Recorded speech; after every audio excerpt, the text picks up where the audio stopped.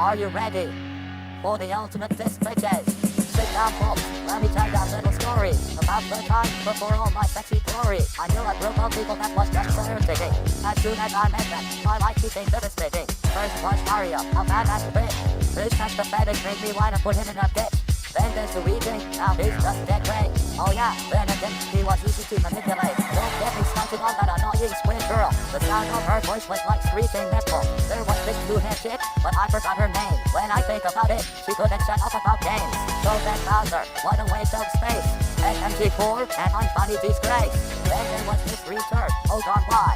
His love for anime made me wanna die. Ultimate diss track, ultimate diss track. Your dignity and life, you're never getting back. Ultimate diss track, ultimate diss track. You're never gonna recover from this ultimate attack. True story. Yeah.